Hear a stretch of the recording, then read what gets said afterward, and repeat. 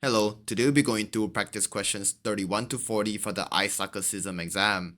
Let's begin. Which of the following is the most important incident management consideration for an organization subscribing to a cloud service?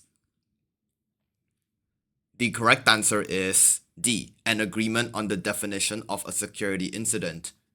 The most important incident management consideration for an organization using a cloud service is to have a clear agreement with the cloud service provider on what constitutes a security incident.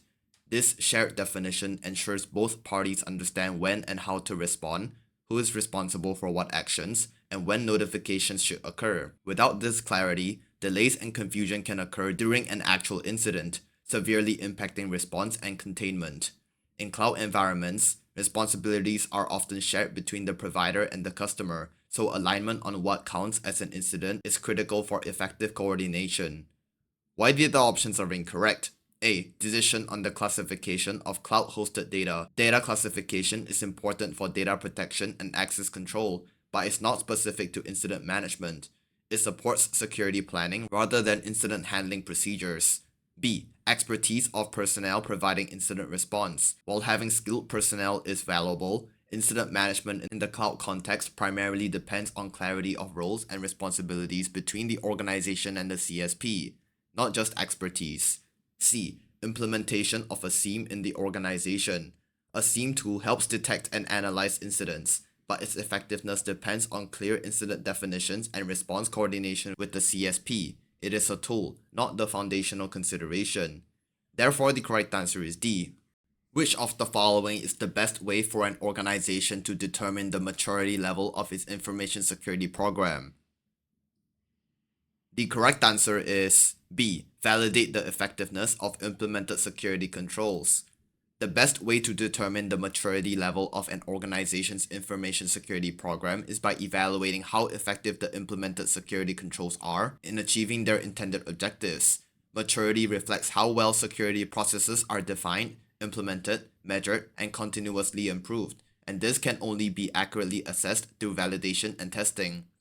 By validating effectiveness, the organization gains concrete evidence of how advanced and consistent its security practices are, providing a reliable measure of program maturity. Why the other options are incorrect? A. Review the results of information security awareness testing.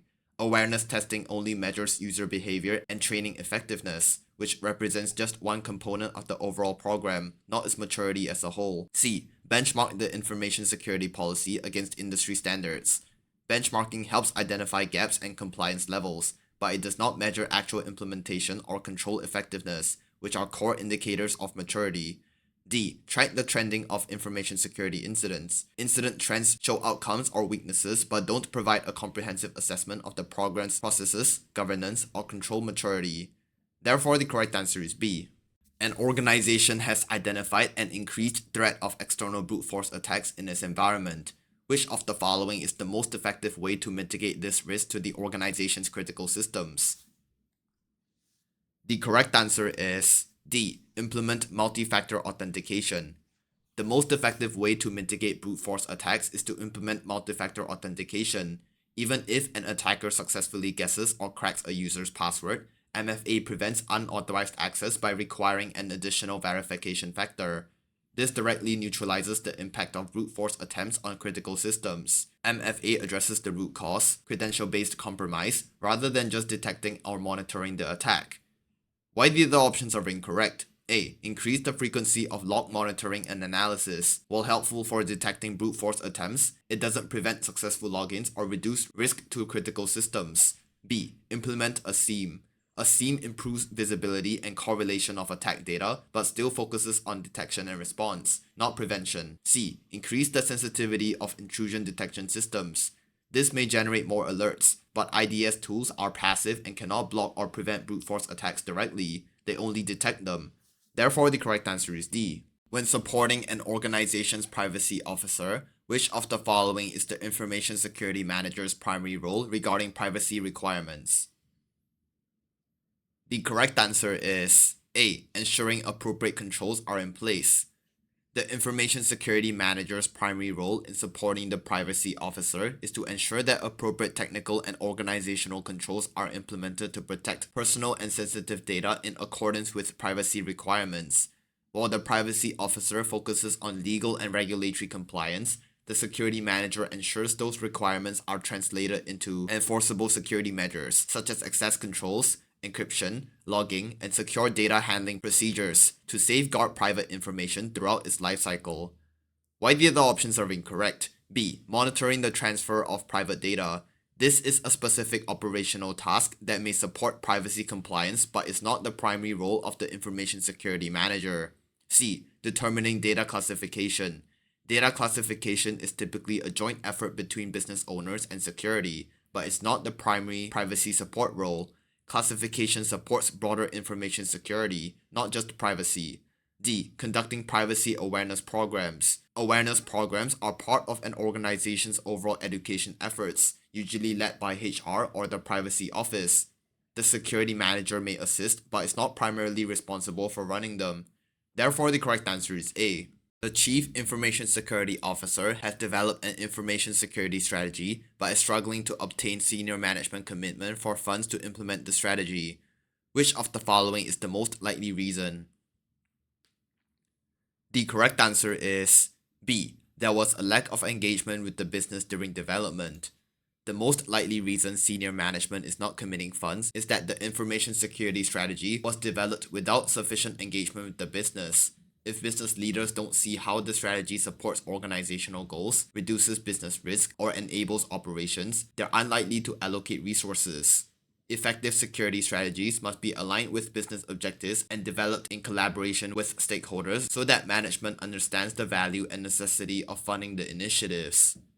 Why the other options are incorrect? A. The strategy does not include a cost-benefit analysis. While this might weaken the justification, business alignment is a more fundamental issue. Even a solid cost-benefit analysis won't help if the business doesn't see relevance to its priorities. C. The strategy does not comply with security standards. Compliance is important but typically not the main reason for management's refusal to fund a strategy. Funding decisions are based on business alignment, not just technical compliance. D. The CISO reports to the CIO.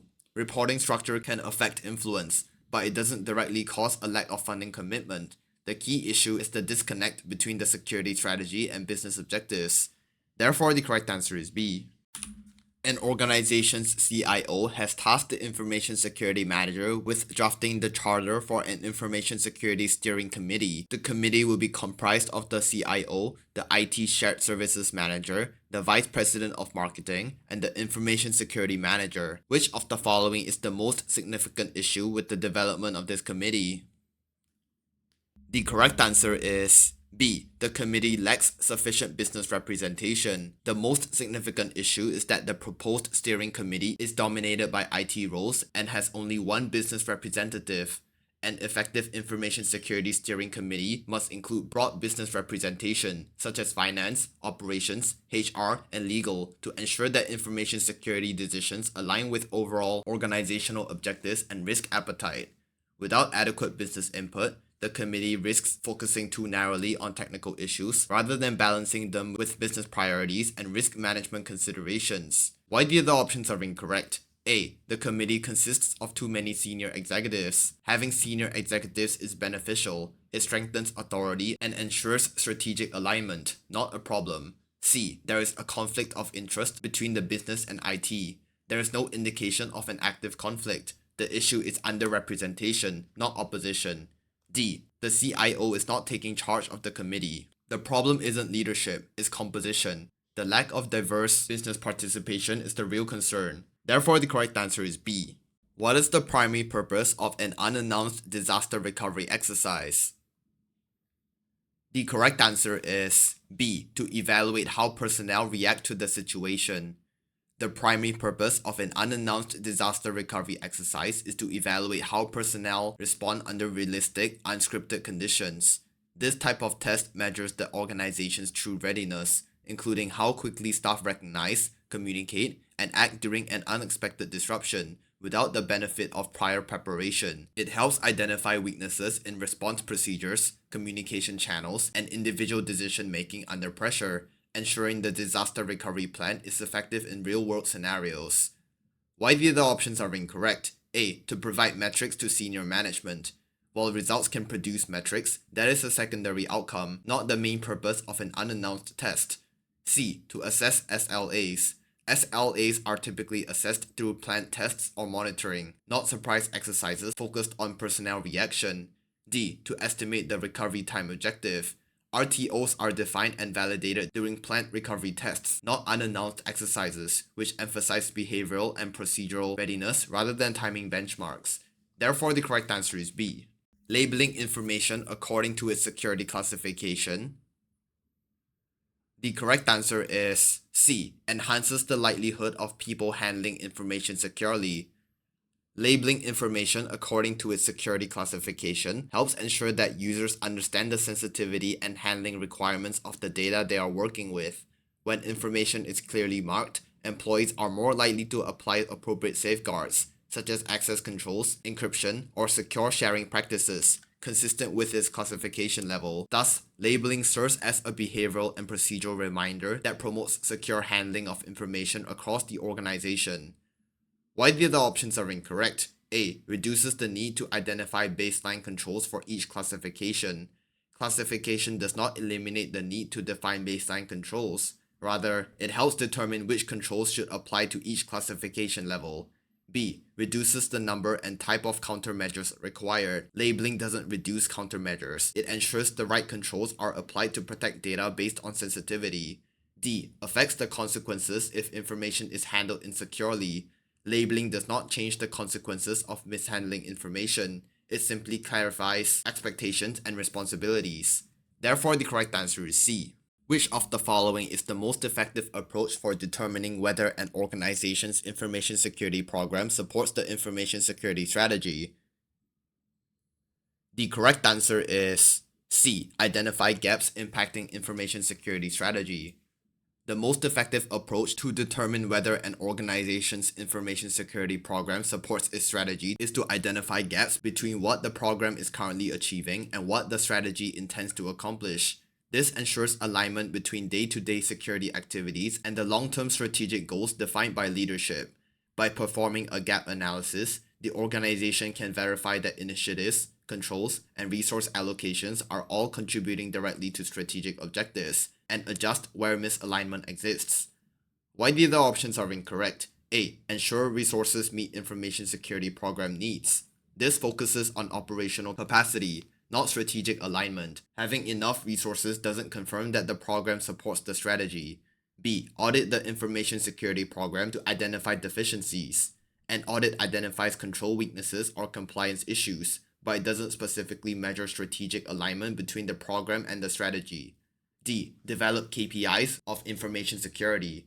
KPIs help measure performance, but don't by themselves determine whether the program is aligned with the strategic goals. They are tools used after alignment has been confirmed. Therefore, the correct answer is C. When drafting the corporate privacy statement for a public website, which of the following must be included? The correct answer is C. Explanation of information usage. A corporate privacy statement on a public website must clearly include an explanation of how collected information will be used. This transparency is required by most data protection and privacy regulations to inform users about what personal data is gathered, how it will be processed, shared, stored, and for what purpose. This builds trust with users and ensures legal compliance by allowing individuals to make informed decisions about providing their data. Why the other options are incorrect? A. Limited liability clause. This belongs in legal disclaimers or terms of service, not in the privacy statement. It does not address data handling or user privacy rights. B. Access control requirements. These are internal security policies, not information meant for public disclosure on a website's privacy statement. D. Information encryption requirements. Encryption details are technical security measures that don't need to be disclosed publicly.